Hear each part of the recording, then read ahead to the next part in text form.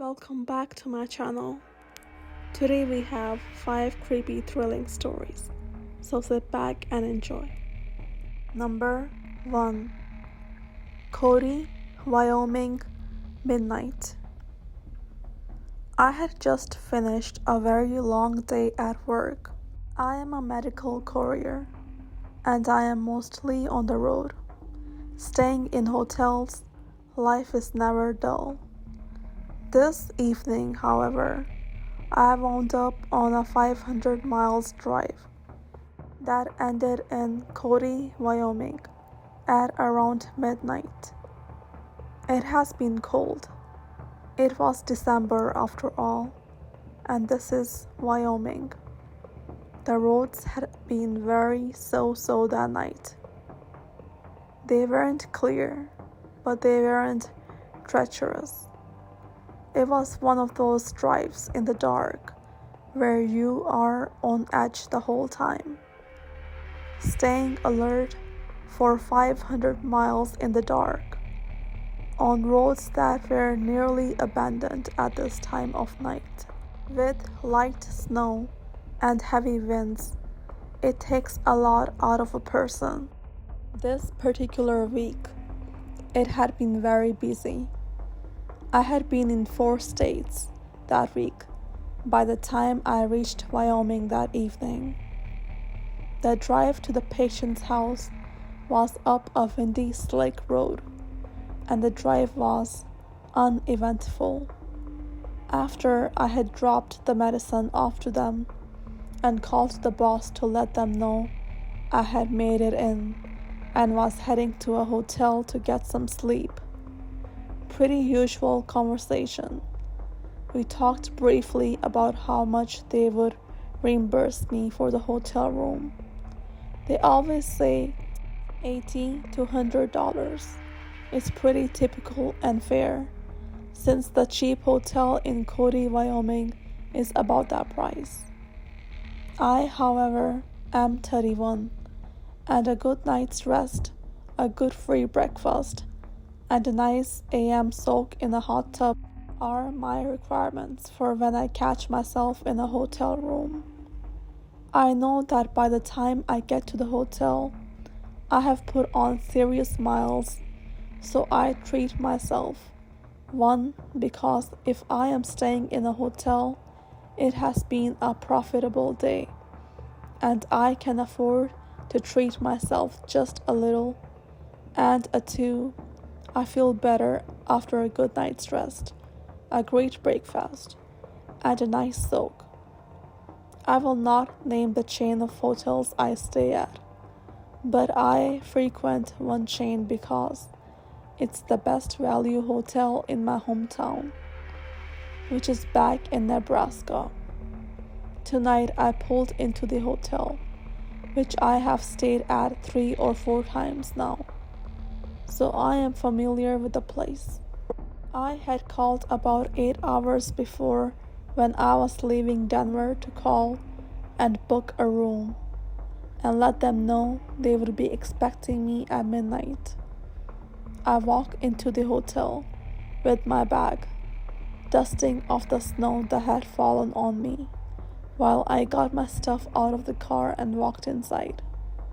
It's very quiet. There's no music, and the TV isn't on in the lobby. I wander to the counter, leaving a trail of wet shoe prints behind from coming in out of the snow into the lobby. My shoes squeaking as I approach the counter. When I get to the counter, there is no one at there. On the counter is a bowl of ice cream, with a brownie from the restaurant connected to the hotel. The local paper is open to the comics page, and the Sudoku is half filled out with a pen sitting there. Hanging on back of the chair is a small lady's coat, with fake fur fringe around the hood. On the floor next to the chair are a pair on smaller pink and black Nikes, and a black purse.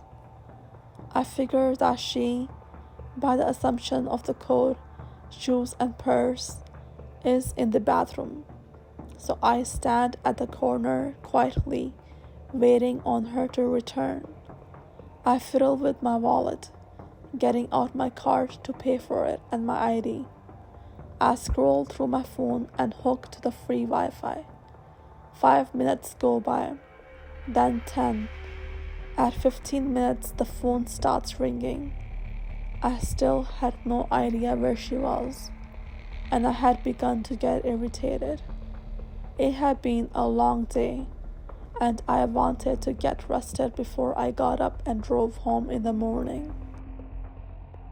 After the phone stopped ringing, and I started to get frustrated, I began to wander around the lobby and behind the counter shouting, "Hello, is anyone here?"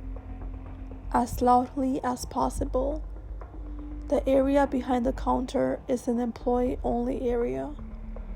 I venture back behind the counter, where a hallway leads to the back of the house area, connected to the offices, staff elevator, bathrooms, laundry, and the restaurant.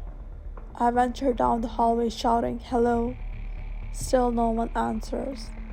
It is now 12:30 a.m. As I return to the counter and begin looking for a manager or someone of authority, the phone rings.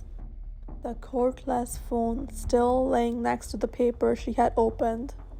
Frustrated and exhausted, I answer the phone, hoping it's someone who could tell me where the woman is, who is supposed to check me in. It's not. It's another guest who had tried calling earlier for a wake-up call in the morning. I explained to the gentleman on the phone my situation and how I cannot help him. He states he is coming to the lobby to help me look for the girl at the counter. I had not found a number to call. 5 minutes go by, and the strange older man with odd glasses and long unkept hair comes into the lobby from the first floor hallway. At this point, I had been behind the counter and had been shouting to the point I feared I may wake up other guests. I had wandered through the back area, the lobby, and the front part of the restaurant, all while shouting, and no one responded. This guy had given me the creeps, and I was exhausted, but on high alert.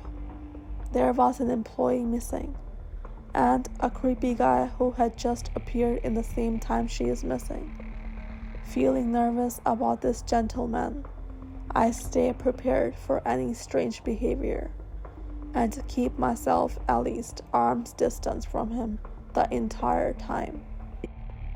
I explain where I have looked, that I have yelled. At this point, I begin to go through what I call worst case scenario preparation.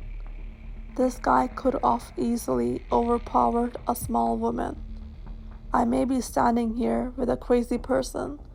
I keep my space and my back towards the main entry just in case. I am a grown man, just under 6 feet. I have had self-defense courses, and I have a CCW, concealed carry weapon. After encountering a bear at a patient's house in the fall, I have no reason to believe I am in immediate trouble, but this guy just gives me the creeps. It is at this point I debate calling the cops. It's now 12:45 a.m. The gentleman tells me maybe she's in the bathroom, which I respond to that I had thought that myself, but I had walked by and yelled loudly when I walked through the back and no one responded. He insists we check the bathrooms.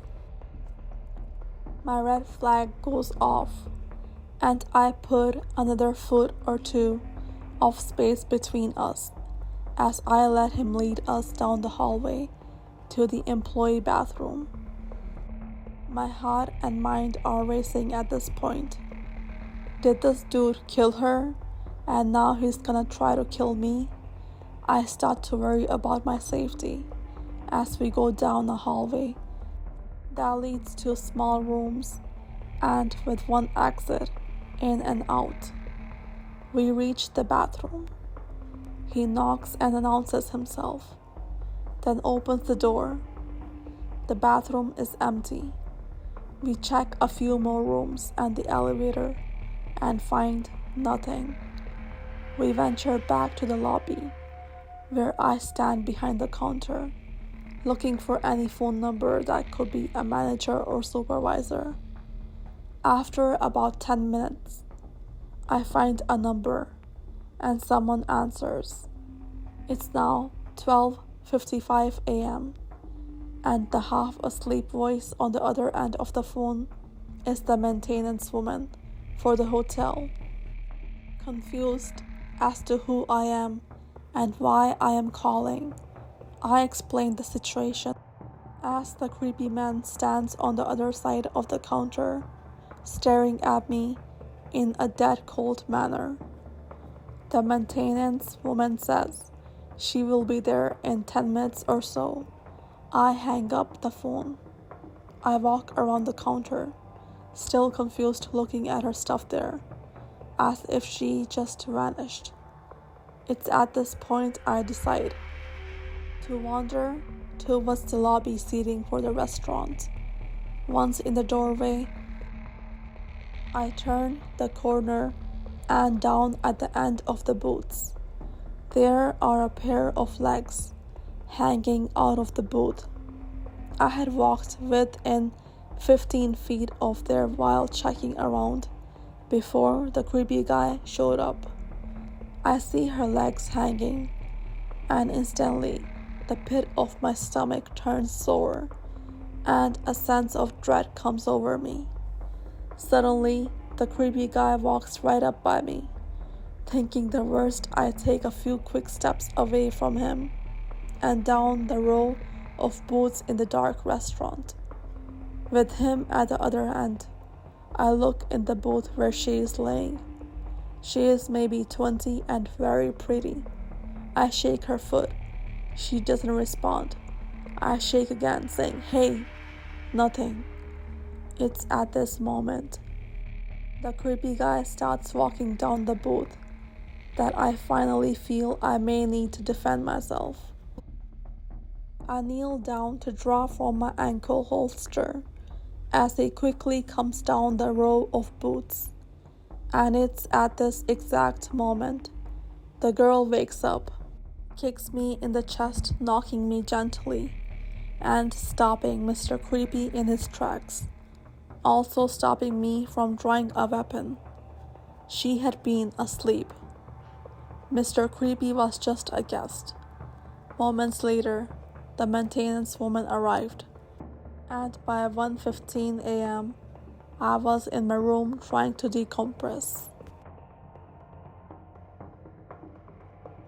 Number 2. A grave that had no business being there. I was hiking the Arizona Trail in the Superstition Mountains in May of last year. I had run out of water that morning. It was blistering hot. It was a weekday. I saw no people for 3 days, and my pack was far too heavy. I was an inexperienced hiker. I ended up taking a wrong turn and wandering off trail for about a mile. It's easier to do than you think. At the end of this wrong turn, I found an unmarked grave that had no business being in a national forest. I didn't panic, but realizing I had made a wrong turn while I was already out of water and didn't for sure know where my next source was, really set in the dangers of hiking in the desert. There is no greater hardship a human being can endure than thirst. It weakens your whole body and makes your mind slow. It takes away your morale and your will to live. I ended up flagging a jeep on a road that follows the top of the mountains at the end of the day.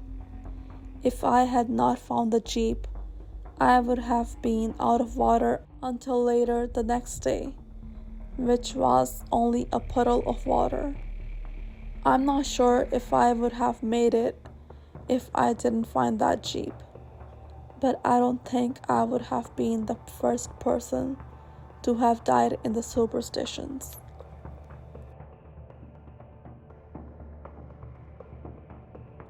Number 3. At the South Pole. South Pole winter over here.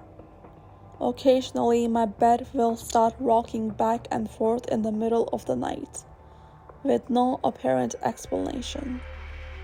No heavy equipment is running, no washing machines, no noises or anything. Just starts swaying back and forth.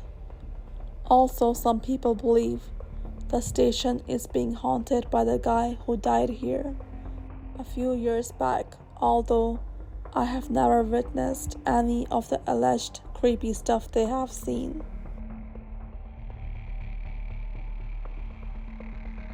Number 4. A feeling of pure terror.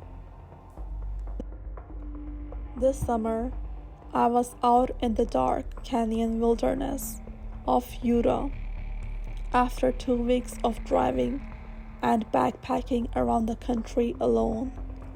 The plan was a 7-day trip, and after a few days of setbacks, I was on my last night. By this time, I was already a little scared of the dark, but that's just what happens when you are your only company for 3 weeks. Anyway, on the 6th day, I found an awesome elk antler and put it on my shoulders. About a mile into the day's hike, as anyone who has poorly packed a pack will attest, just slapping 15 pounds on the top of your pack is a bad idea. About halfway through my planned death march, my hip was getting sore and I blew through my water. I decided that I would stop early and get some water. Luckily, I found a few puddles in a dryish riverbed and made a camp. I started boiling some water when it struck me. If there's skanky water here, there may be good water upstream. So up I went upstream. Just as the canyon boxed out, a little spring filled the bed with deliciously cold, refreshing water. I drank on my hands and knees before realizing I didn't bring my water bottles. Whatever, I hiked the half mile or so back to the camp and grabbed them. This is where it gets weird. On my trip back up, I kept feeling really vulnerable and uncomfortable. Every little rustle in the bushes set me off. I could hear birds calling me in the distance that set me off. I kept looking for something following me. I can only describe my emotion as pure terror. It got to the point where I picked up a branch in the distance in case a cougar tried to attack me. I still kept telling myself that it was just paranoia and I am fine. But I couldn't shake that feeling that I was being watched. I finally got to the water and filled up my camel bag and bottle, and I was looking over my shoulder, over and over again. The feeling of unease was still with me when I headed back down the gulch.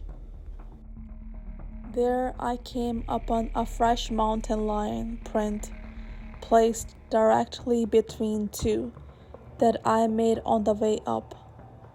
It's one thing to think that your fears are unfounded paranoia. It's much worse to know they are true.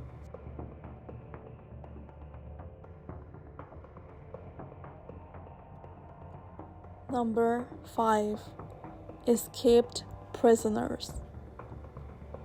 I was camping in upstate New York a week after 2 prisoners escaped. This was a high notoriety escape and was on national news. My girlfriend and I had hiked and camped for 2 days before this. We were very comfortable, had met a lot of awesome people, but everyone was on alert for the escapees. We had settled in a remote area, upstate New York, with no one around that night. I was sound asleep that night. At 5:30 a.m., I had started to awake but stayed in my tent, not trying to awake, but to maybe go back to sleep for an hour or two. Not long after I was awake did I hear rustling in the woods around our campsite. At first, it was a few rustles, which caught my attention, but not enough to be alarmed. Suddenly, the rustles are right outside our tent, and I am on edge. Before I could even tap my girlfriend, all hell breaks loose. My tent is slashed open with a knife while I was watching. My heart almost went through my throat. Before I knew what was happening, I was being pile-driven into the ground by men with guns. Thankfully, I had noticed in the seconds that the men had police armor on. I started screaming out my name, my address, my social security number, everything. My girlfriend was even jumped on and forcefully subdued while she was sleeping. Once everyone's adrenaline calmed down, we showed our IDs and proved we were just camping. It was one of the scariest moments of my life, and also for the police officers that subdued us. Turns out we were not far from where they were just spotted, and the police hadn't come across anyone in days. They had thought for sure they had come upon the escapees' camp.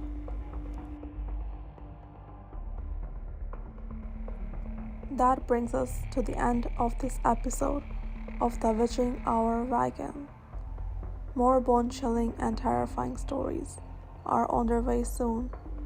And as always, you can send your own scary story to the email below. So subscribe and press that like button.